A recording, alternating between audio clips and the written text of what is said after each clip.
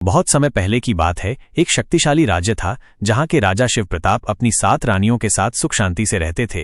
राजा जितने वीर थे उतने ही न्यायप्रिय भी थे। उनकी 7 रानियों में सबसे छोटी रानी सुमति सबसे सुंदर, बुद्धिमान और दयालु थी। राजा उसे सबसे अधिक प्रेम करते थे, जिससे अन्य 6 रानियों के मन में जलन की अग्नि जलने लगी थी।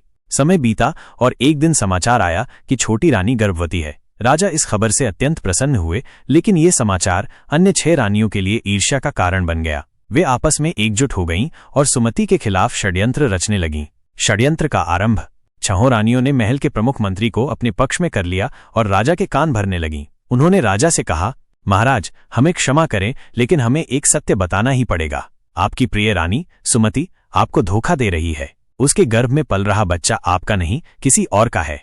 राजा को पहले तो इस बात पर विश्वास नहीं हुआ, लेकिन जब उनकी प्रिय रानी के विरुद्ध बार बार यही बातें कहने लगीं तो उनके मन में भी संदेह उत्पन्न होने लगा। 6 रानियों ने मंत्री के साथ मिलकर सुमति पर झूठे प्रमाण तैयार करवा दिए। वे राजा के सामने ऐसी कहानियां सुनाने लगीं कि राजा की आंखों में क्रोध भर गया। वे क्रोधित स्वर में बोले, सुमति, तुम्हें इस राजमहल से निष्कासित किया जाता है। तुमने मेरे साथ विश्वासघात किया, अब तुम्हारे लिए इस राज्य में कोई स्थान नहीं। बेचारी सुमति ने लाख समझाने की कोशिश की, पर राजा ने उसकी एक न सुनी। क्रोध में उन्होंने उसे जंगल में छोड़ आने का आदेश दे दिया। जंगल का संघर्ष। गर्भवती सुमति रोती बिलखती जंगल में भटकने लगी। तेज बारिश हो रही थी, अंधकार में रात थी और ठंडी हवाएं उसके शरीर को कंपा रही थीं। भूखी प्यासी, थकी मादी, वो एक विशाल वट वृक्ष के नीचे गिर पड़ी। उसी समय एक तपस्वी साधु महर्षि वशिष्ठ वहां से गुजरे। उन्होंने देखा कि एक गर्भवती स्त्री अत्यंत कष्ट में है। उनकी करुणा उमड़ पड़ी। उन्होंने उसे अपने आश्रम में स्थान दिया और उसकी देखभाल करने लगे। कुछ महीनों बाद सुमति ने एक सुंदर पुत्र को जन्म दिया। उस बालक का नाम रखा गया वीरेंद्र। वीरेंद्र का बचपन और शक्ति। वीरेंद्र साधु के संरक्षण में बड़ा हुआ। उसने शास्त्र और शस्त्र दोनों की शिक्षा ली। जैसे जैसे वो बड़ा हुआ, उसे अपनी माता की पीड़ा का आभास हुआ। उसने कई बार अपनी माता से उसके पिता के बारे में पूछा, लेकिन सुमति हर बार टाल जाती। पर एक दिन जब वीरेंद्र ने जिद पकड़ ली, तब सुमति ने रोते हुए उसे पूरी कहानी सुना दी। कैसे षड्यंत्र करके उसकी मां को राजमहल से निकाल दिया गया। ये सुनकर वीरेंद्र का खून खौल उठा। उसने प्रतिज्ञा की, मैं न्याय लेकर रहूंगा। मेरी मां को जो अन्याय सहना पड़ा, उसका बदला अवश्य लूंगा। महल में वापसी और न्याय। युवावस्था में वीरेंद्र एक महान योद्धा बन चुका था। वह अपने गुरु महर्षि वशिष्ठ के साथ महल पहुंचा।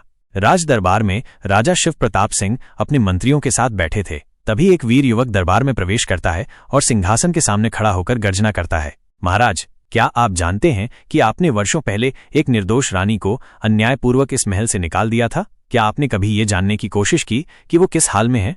राजा चौंक गए। वह युवक दिखने में उन्हीं की तरह तेजस्वी था। राजा ने पूछा, तुम कौन हो युवक?